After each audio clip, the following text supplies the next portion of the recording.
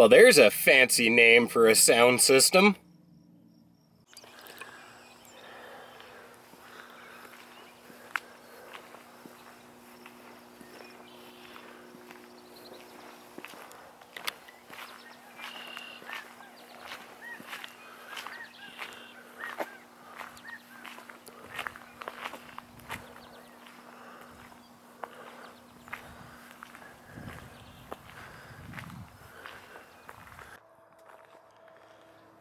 I can just do whatever I want when I'm walking now.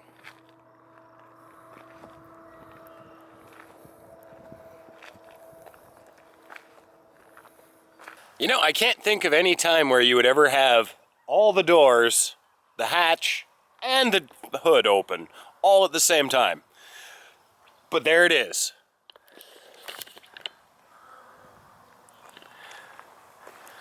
We'll come around to the back here. As you can see, we got quite the large loading area, very wide. Doesn't quite go high enough, and I hit my head on it, but you know, it's not a full-size SUV. Oh, you know what? I've never actually looked under here. I'm assuming there's nothing. Oh, look at that. We got an inflator kit, a subwoofer, and some stuff. Oh, what do we got in there? Let's grab that. Well, it would appear that we have the bracket that ruins the front bumper. We have some sort of cargo net.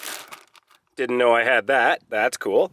And then the locking lug nuts. Ow, I just hit my head again. I didn't know I had locking lug nuts. I suppose on these wheels it's actually worth having. That's actually the battery.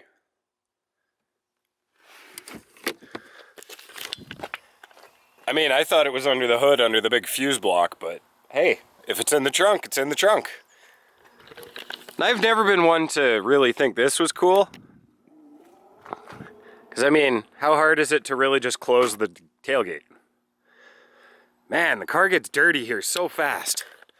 I washed it 2 days ago, but then it rained. And, of course, I work in a very dusty area, so it gets really dirty. Thankfully, the interior stays clean. I mean, look at these seats. I love this. We got the contrast stitching with the Mercedes leather type stuff. The suede. Headrests are actually the same material as the seats. Little pockets. No heated seats in the back. My passengers aren't that lucky. I got a new toy.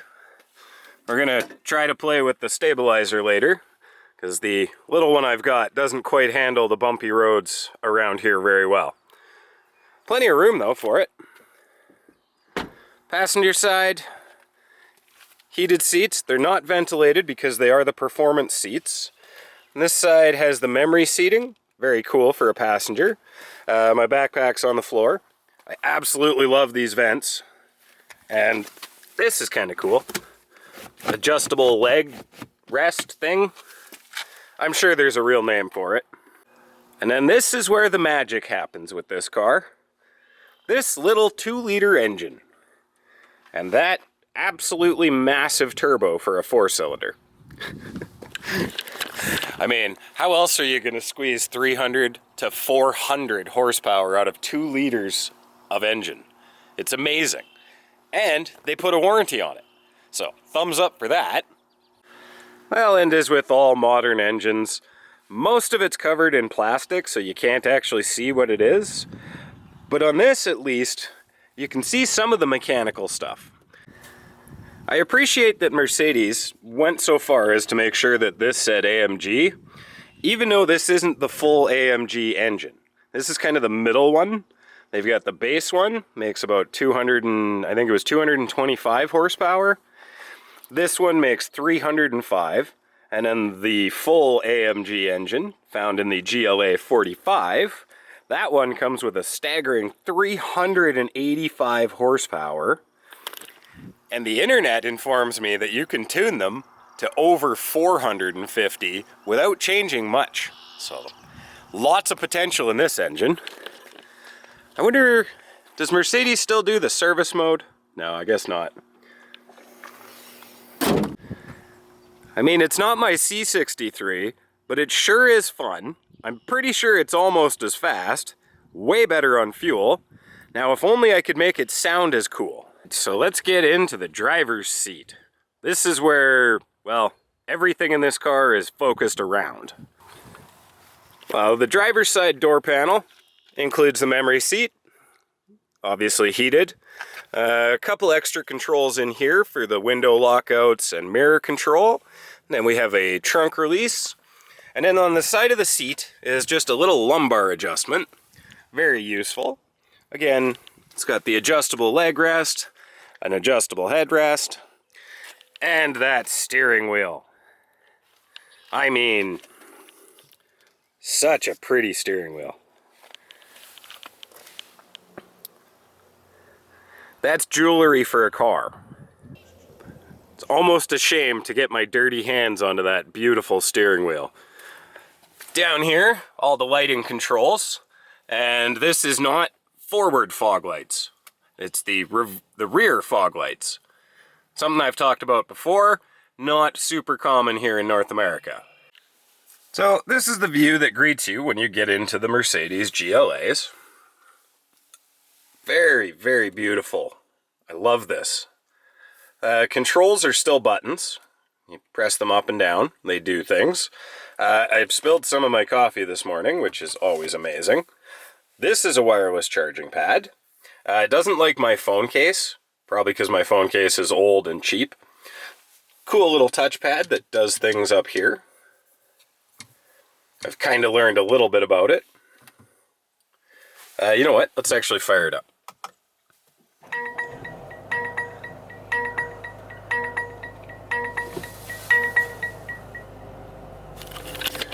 Some pretty cool bings and bongs in this car. Definitely know it's not just an ordinary vehicle. So we're gonna go through some of these displays, talk about some of the options. Oh, there goes the Hurricane again.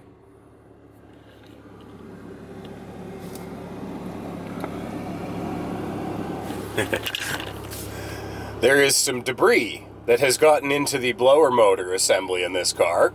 It was like this when I test drove it and took delivery, because the plan was just to get it fixed once I took delivery. So it actually goes in tomorrow. They're going to put the new trim pieces on the outside that were scratched, and then we're good to go. It's ready for the road. We're, 2.5 weeks of ownership. I've got 1,600 and change kilometers, and I've only had to fill it up twice. So I'd say it's actually pretty close to as good on fuel as the Cadillac. Okay, so up here, we've got my phone, the navigation, the radio, media.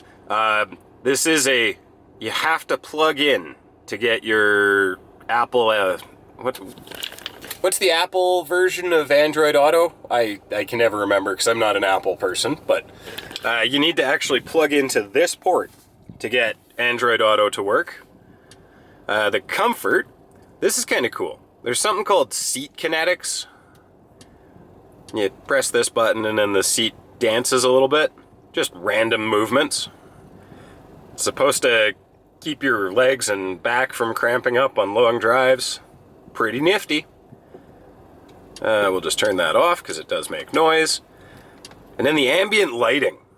This is cool. That's just, there we go. So I just left it at the default of the purple sky. Oh, you're not going to really be able to see it, but these kind of go from a dark purple to an almost red color. All the interior trim lights up. So here's the blue ambient lighting. It's going to change to a purple and then towards a red. The refresh rate on the camera is, yeah. You can actually see it changing. It's the little things, right? But you can come over here, and as you can see, there are a ton of options for that. Haven't even begun to play with it. Then we get to the fun stuff. this is called Track Pace.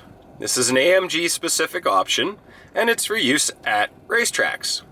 As you can tell, I'm not on one, so it's not going to activate. However, what did I press? Trying to search. We can get into this screen at any time. So that's your drag race. Never tried it. Might do that today. This one, I have to configure this, but it's all the different telemetry options for the vehicle. And I'm pretty sure under options, yeah, this is where I actually go in and set it all up. Kind of a cool option. Don't know if I'll ever actually use it. And because this vehicle is equipped with the AMG Performance Pack, we get this screen. It's got a bunch of different things that it'll tell you about the car. This one is your acceleration, that's throttle pedal, brake input. Does it do steering input? No. It does tell you where it's sending the power, and it also has a small little G meter here. When I'm driving, I don't really pay attention to this center screen unless it's flashing, so I don't know how much I would use this. So this is a display of everything that your engine's doing. Right now, you can tell, oil is at 93 degrees. That's Celsius, yeah. Transmission, it takes forever to warm up, so I'm guessing there's some pretty big coolers. Oop. Too far. This is fuel consumption. Nobody cares about that. Oops. What is dynamic? Oh, this is my setup of the different modes. My individual mode. I've configured my individual driving mode kind of like this. So we got the engine in dynamic. We got the transmission in auto. And that's simply because I can just use the paddles anyways, and it will allow me to change when I want to. But if I'm just cruising around, going through the drive-thru, I don't have to worry about changing gears. The suspension, this is the drivetrain. This is an advanced mode. So I believe this is the full torque vectoring mode, which will allow quite a bit of power split. It'd be kind of cool to watch that, so I might set up a camera. And then the suspension, I have this in just sport mode. There's one more setting. Most people call it bumpy road mode. The comfort setting, you just press the button down here. Now, I don't notice a whole lot of difference between comfort and sport, but sport doesn't feel quite as jiggly going down the rough roads. It's kind of bouncy, but it doesn't kind of wander. So I leave it in sport. When I want to get a little aggressive, I'll put it in the full Sport Plus. And then, the last little screens here are the Mercedes app, which is, it's an app. And then the settings. There are so many things that you can change in this car. I've only started to go through it. And then there's a digital owner's manual. But I also have a really nice leather one in there. So, options, redundancy, all the good stuff that is a good sign of German engineering. So, this, as you can tell, fairly well equipped. Not fully equipped, it's missing a few options, but nothing that I really wanted, right? I don't need a heads-up display. I've got this, right? If I wanted air-conditioned seats, I couldn't have the nice fancy performance seats. So I'm gonna get just the heated and not air-conditioned. Now, this, maybe in carbon fiber it would have looked a little nicer, but I think it looks really good, and it's very classy. Then we got the giant double sunroofs. Ooh, those are dirty. I think I might have forgot to wash the roof. So down here on the steering wheel, we've got obviously a really fancy steering wheel. This is quite the option. So this is your mode selector. Comfort, Sport, Sport Plus, and then the other way is individual. I'm not entirely sure how to get into slippery road mode. I think I just have to use the buttons down here to do that. And then this side, this is your engine stop start. But if you press this, you can get traction control off and on, suspension setting changes, gearbox setting changes, and then back to the engine stop start. This one, same thing. This is your AMG dynamics. So that's your stability control and drivetrain control. And then you can cycle through those same sort of options as well. Then you can just press this rather than having to go through the big screen setup. Now, I tend to just leave it on the navigation, and I call it my mini map through life. But this car is equipped with cameras. Ooh. The refresh rate's pretty crazy on this on my screen here. Hopefully it's not flickering really bad for you guys.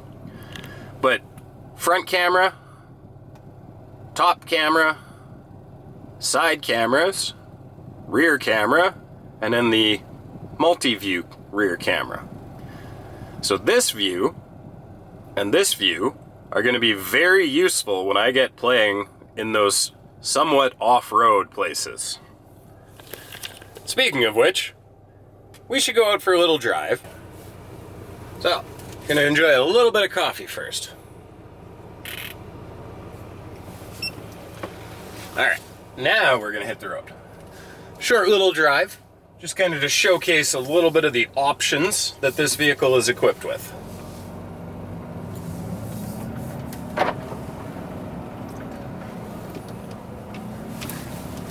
You may have heard the rear camera retracting. I have no idea where it actually comes out of.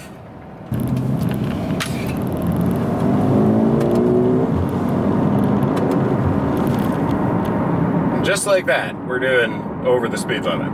We'll slow down. Right, now we're going the speed limit. But this car is very responsive. Being a dual clutch transmission means that you can just take control of this and drive it as though it's a manual without a clutch. That's the best way I can describe it. So we're gonna get, well, we got a nice little S-curve here. Throw it in. There is nowhere near as much body roll in this car as I expected there to be for an SUV, but it's not really that big of an SUV. It's more of a supersized hatchback, which I think is exactly why I like it so much.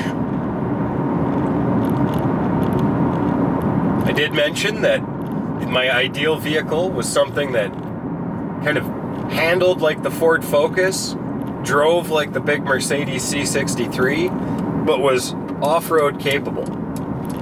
This is most of those. When you're looking for a performance cruising vehicle, you gotta give up something, and unfortunately, off-roading is that something. So, I have found a compromise.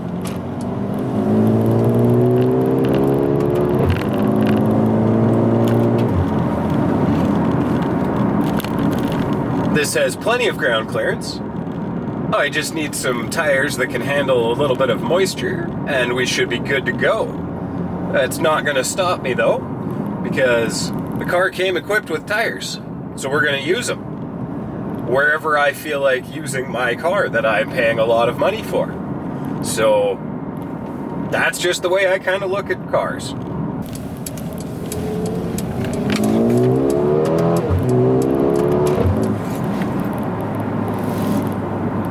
You got to be careful with this car. The gearing on it is very tight, so it likes to go from not speeding to speeding very quickly, and it's just one or two gears. It's really nice when you're merging out onto the highway because you can just put your foot into it a bit. 1, 2, 3, 4, and you're doing the speed limit. It takes just a little bit longer than that if you're not all the way into the throttle, but I believe the claimed, and I say claimed because pretty sure it's faster than that, but Mercedes says this does 0 to 60 in about 5 seconds. I've seen a few videos out on the YouTube of people doing it in closer to 4.5, which is impressive for a car with a 2-liter engine. I haven't quite gotten up the nerve to do a full power launch yet. It is just through the break-in period. The transmission's still warming up for today, so we're not going to do that right now. But soon enough. And then I have to figure out if this car actually has the drift mode, or if that's only in the ones that have the other AMG option. Because apparently there's a couple of AMG options. This one has the steering wheel and the driver's package, the aero package, which in my opinion is just a must on a car like this. Right? I always said hatchbacks needed to be manuals and have spoilers. Well, this isn't quite a hatchback, and it is sort of a manual, but it does have a spoiler.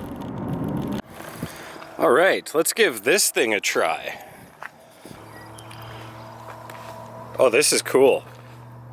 How have I never had one of these before? I can just do whatever I want when I'm walking now.